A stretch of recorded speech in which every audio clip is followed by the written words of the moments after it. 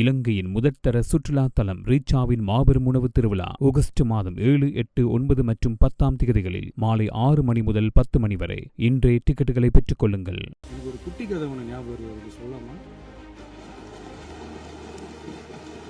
5 நிமிஷம் பேசுனதுக்கே கொலை தூரி இந்த ஆட்டம் ஆயிடுச்சு. பேசுனா அப்புறம் என்ன பண்றது? இப்பவும் சொல்றேன், மக்கள் பணத்திலிருந்து ஒரு பைசா கூட தொடமாட்டோம், தொடவும் விடமாட்டோம், தொட்டா விடமாட்டோம், இதுக்கு முன்னாடி தொட்டவங்களையும் விடமாட்டோம். ஒவ்வொரு ஊழலா வெளியில வரும் போலயே ஒவ்வொரு வேஷமா கலைஞ்சிரும் போலயே இங்க இருக்கிற நிறைய பேரு நடுங்கி போய் இதுல நம்ம மேல அவதூறு வேற. இப்ப புதுசா ஒரு வெப்பன் ஒண்ணு கொண்டு வந்திருக்காங்க. அது என்ன தெரியுமா? அவங்க தயவால தான் நம்ம ஆட்சி நடக்குதாம். மக்கள் தயவால இந்த ஆட்சி நடந்துகிட்டு இருக்கு. மனசாட்சி உள்ள சக்திகளோட ஆதரவால இந்த ஆட்சி நடந்துகிட்டு இருக்கு. நாங்க தான் அனுப்பி வச்சோம் அப்படின்றாங்களே. அனுப்பி வச்சவங்களுக்கு மினிஸ்ட்ரியில இடம் கொடுத்தா ஏன் கதறீங்க? இதுல இன்னொரு முக்கியமான விஷயம், மார்க்சிஸ்ட் கம்யூனிஸ்ட் கட்சி நமக்கு ஆதரவு கொடுத்தது சுயேட்சையா எடுத்த முடிவுன்னு சொல்றாங்க. அதே மாதிரி இந்திய கம்யூனிஸ்ட் கட்சி நமக்கு ஆதரவு கொடுத்தது சுயேட்சையா எடுத்த முடிவுன்னு சொல்றாங்க. இதுல எங்க இருந்து நாங்க தான் அனுப்பி வச்சோம்னா புரியலையே.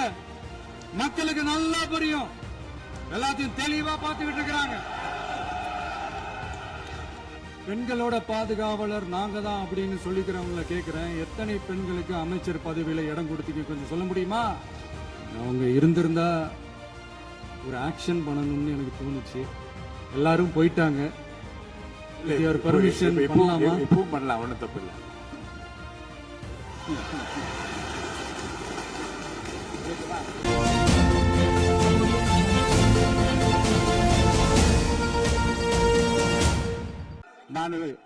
நான் எதிர்கட்சி தலைவர் பேரவைத் தலைவர், நீங்க உட்காருங்க. நேற்று நான் பேசும்போது சில அமைச்சர்கள் குறுக்கிட்டு பேசினாங்க, அதற்கு நீங்க அனுமதி கொடுத்தீங்க. அதே மாதிரி இன்னைக்கு முதலமைச்சர் பேசும்போது சில வார்த்தைகள், தவறான வார்த்தைகள் பேசுறாரு. அவர் பார்ட்டி ஃபண்ட் அப்படின்னு சொல்லியிருக்கிறாரு. அவர் அமைச்சர் அந்த பார்ட்டி ஃபண்ட் எந்த பார்ட்டின்னு கூட சொல்ல தைரியம் இருந்தா சொல்லுங்க, நாங்க அதெல்லாம் பேஸ் பண்ண தயாரா இருக்கோம். எதையும் ஆதாரத்தோடு எதையும் பேசுங்க. நீங்க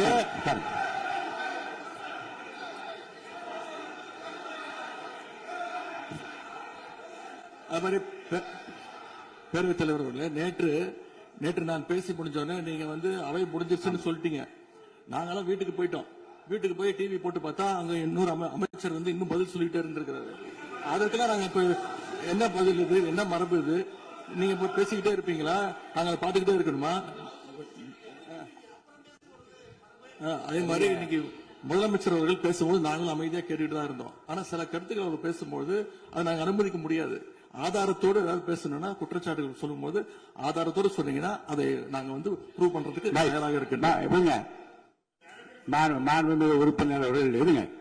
நேற்று மாண்புமிகு எதிர்க்கட்சித் தலைவர்கள் பேசியதும், மாண்புமிகு பொதுப்பணித் தலைவர்கள் பேசியதும் ஆதாரம் இல்லாமல் பேசக்கூடாது என்று நான் சொன்னேன். ஆய்வு செய்து நீக்கப்பட வேண்டியது நீக்கும் என்று சொன்னேன். இப்போது மாண்புமிகு முதல்வர் அவர்கள் பேசி முடிக்கட்டும். நீங்கள் கூறிய கருத்துப்படி அதில் ஆதாரங்கள் இல்லாத குறிப்பாக இருந்தால் அதை நீக்குவதற்குரிய உரிமை எனக்கு இருக்கிறது.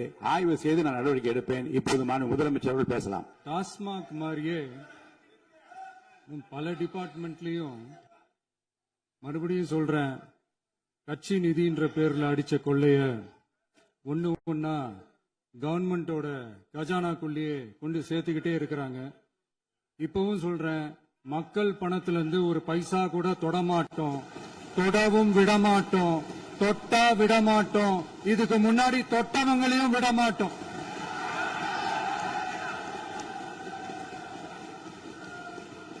ஒவ்வொரு ஊழலா வெளியில வரும் போலயே ஒவ்வொரு வேஷமா கலைஞ்சிரும் போலயே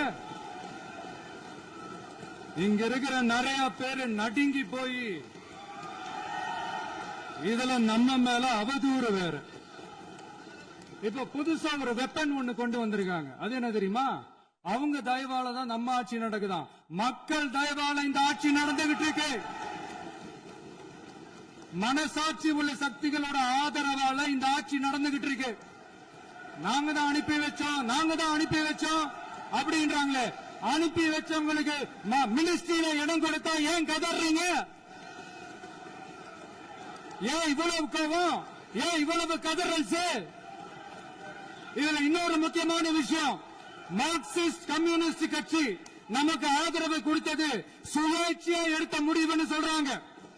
அதே மாதிரி இந்திய கம்யூனிஸ்ட் கட்சி நமக்கு ஆதரவு கொடுத்தது சுயேட்சையா எடுத்த முடிவுன்னு சொல்றாங்க. இதுல எங்க இருந்து நாங்க தான் அனுப்பி வச்சோம்னா புரியலையே. மக்களுக்கு நல்லா புரியும், எல்லாத்தையும் தெளிவா பார்த்துக்கிட்டு இருக்கிறாங்க.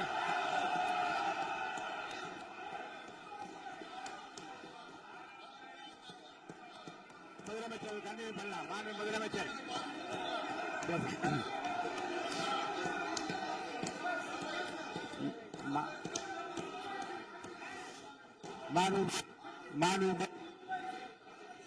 முதலமைச்சர் கண்டினியூ பண்ணலாம்.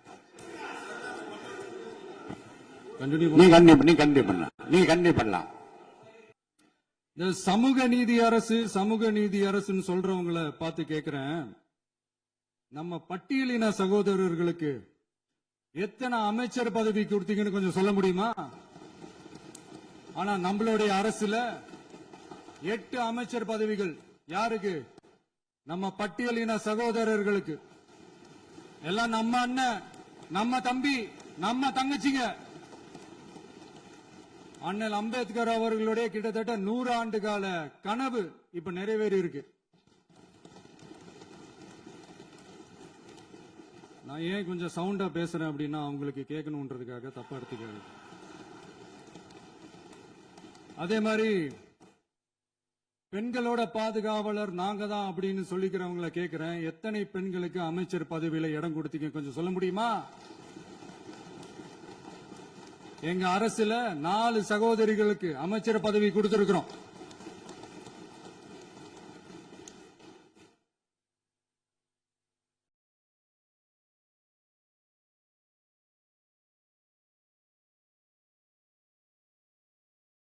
அதனால மக்களால் நிராகரிக்கப்பட்டு மக்களால் அகற்றப்பட்டவங்களுக்கு ஒண்ணு சொல்லிக்கிறோம், தப்பே செய்ய மாட்டோம், ஊழலே செய்ய மாட்டோம், நேர்மையா தான் இருப்போம், நியாயமா தான் இருப்போம் அப்படின்னு சொல்றவங்களால மட்டும்தான் கூட்டணி ஆட்சி அமைக்க முன்வரும். ஆட்சியிலையும் பங்கு, அதிகாரத்திலையும் பங்கு கொடுக்க முன்வரும். ஊழல்லையே ஊறி போனவங்களால இந்த கூட்டணி ஆட்சியோ, ஆட்சியிலையும் பங்கோ, அதிகாரத்திலையும் பங்கு கொடுக்க முன்வராது. மெஜாரிட்டி இருந்தாலும் தரமாட்டாங்க, மெஜாரிட்டி இல்லனாலும் தரமாட்டாங்க. கேட்டா ரெடிமேடா ஒரு பதில் ஒண்ணு வச்சிருப்பாங்க, கூட்டணி ஆட்சியை மக்கள் விரும்ப மாட்டாங்கன்னு.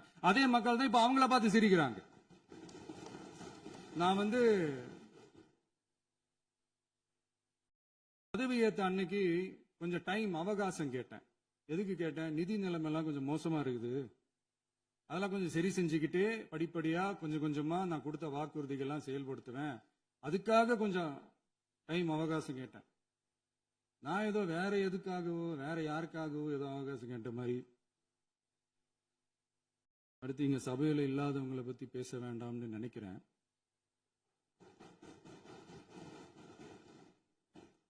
இங்க நம்மளை பத்தி அவதூறு பரப்புறதோட மட்டும் இல்லாம இப்ப நம்ம மக்கள் மேலேயும் அவதூறு பரப்ப ஆரம்பிச்சிட்டாங்க. மக்கள் நமக்கு ஓட்டு போட்டது தப்பான், குடும்பமா நமக்கு ஆதரிச்சது தப்பான். இது இப்ப இல்ல, நான் சொல்றது எம்ஜிஆர் அவர்கள் காலத்திலிருந்தே. அப்பவே அவர் ஜெயிச்சப்போ அதே மக்களை தப்பா பேசுறது. மக்கள் என்ன பண்ணிட்டாங்க, எம்ஜிஆர் என்ன பண்ணிட்டாரு, எம்ஜிஆர் என்ன இது பண்ணிட்டாரு. 50 வருஷமா ஒரே டெக்னிக்கா.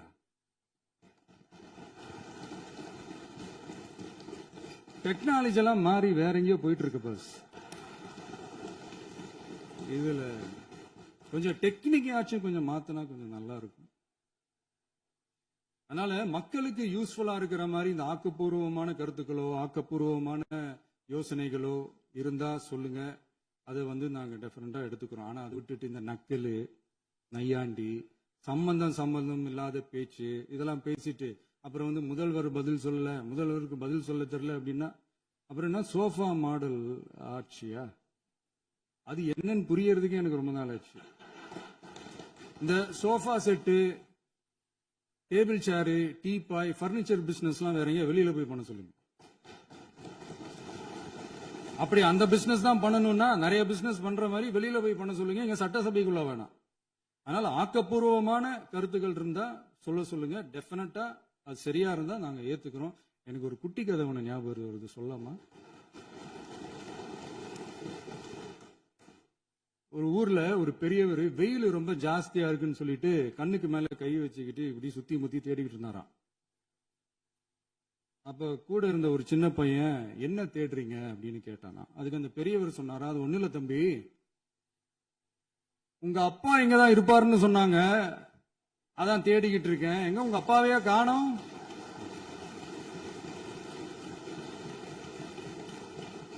இல்லங்க, எங்களுக்கும் நக்கலா நையாண்டியா சம்பந்தம் இல்லாத குட்டி கதை இதெல்லாம் எங்களுக்கும் பேச தெரியும். அந்த கதையில பெரியவர் அப்படி சொன்னாராம், தப்பா எடுத்துக்காதீங்க. அந்த கதையில பெரியவர் அப்படி கேட்டாராம். அதனால யாரும் இங்க டென்ஷன் ஆக வேணாம். அதனால இன்னொரு இந்த என்னுடைய உரையை முடிக்கிறதுக்கு முன்னாடி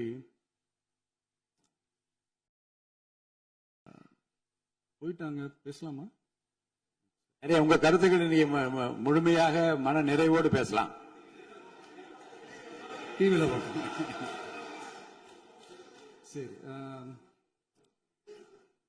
அதான் 5 நிமிஷம் பேசுனதுக்கே கொளத்தூரி இந்த ஆட்டம் ஆயிடுச்சு.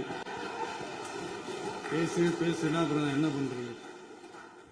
கடைசியா நான் இந்த உரையை முடிக்கிறதுக்கு முன்னாடி ஒரு முக்கியமான ஒரு விஷயம் பத்தி சொல்லணும். ஆளுநர் உரை அன்னைக்கு இந்த தமிழ் தாய் வாழ்த்துக்கு அப்புறம் தேசிய கீதம் பாடினது தப்பு, தேசிய கீதம் 2 முறை பாடினது தப்பு,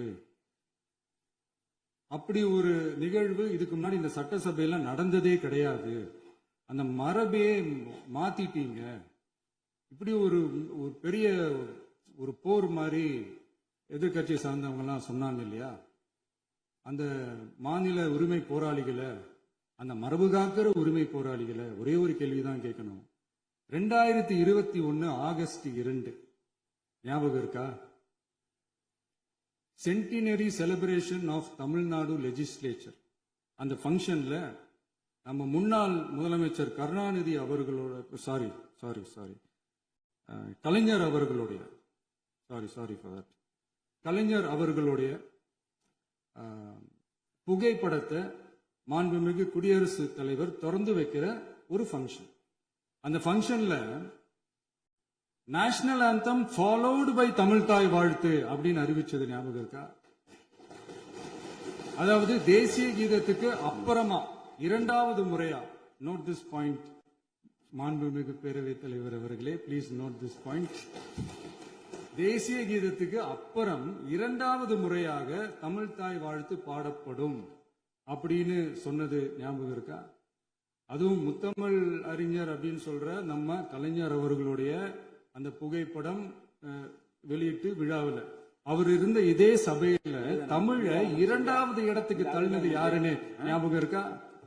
அது மட்டும் இல்ல, அந்த தேசிய கீதத்தை நாட்டுப்பண் நேஷனல் ஆந்தம்னு சொல்லி அதே ஃபங்க்ஷன்ல கடைசியா ஃபங்க்ஷன் முடியும் போது செகண்ட் டைம் தேசிய கீதம் பாடினதும் ஞாபகம் இருக்கா? இதே அவையில் தான், அது அவை குறிப்பிலும் இருக்கிறது, இதே அவையில் தான் நடைபெற்றது. இந்த தக்க நேரத்தில் இந்த ஆதாரங்களை அளித்த மாண்பு முதல் அவர்களுக்கு நன்றியை தெரிவித்துக் கொள்கிறேன்.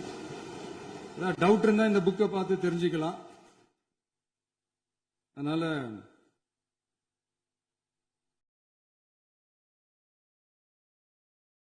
எல்லாம் கேட்டா என்ன சொல்லுவாங்கன்னா, அது ஜனாதிபதி கலந்துகிட்ட ஃபங்க்ஷன், அதெல்லாம் அப்படிதான், அதெல்லாம் கண்டுக்க கூடாது அப்படின்னு சொல்லுவாங்க.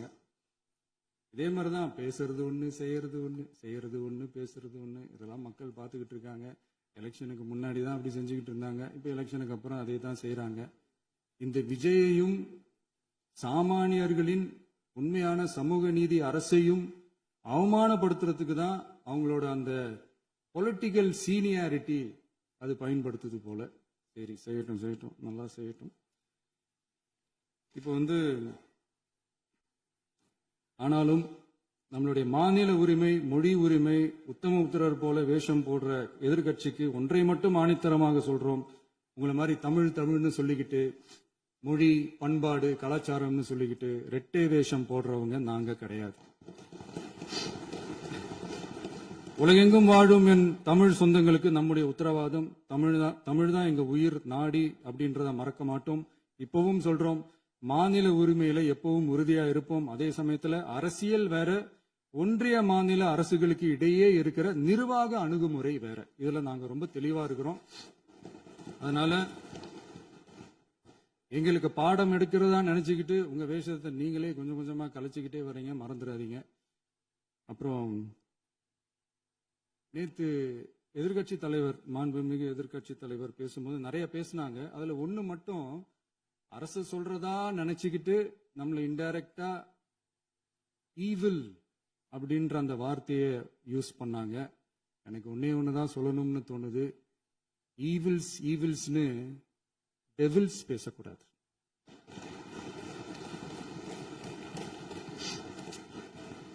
அவங்க இருந்திருந்தா ஒரு ஆக்ஷன் பண்ணணும்னு எனக்கு தோணுச்சு. எல்லாரும் போயிட்டாங்க. பர்மிஷன் பண்ணலாமா? இப்பவும் பண்ணலாம், ஒன்றும் தப்பு இல்லை.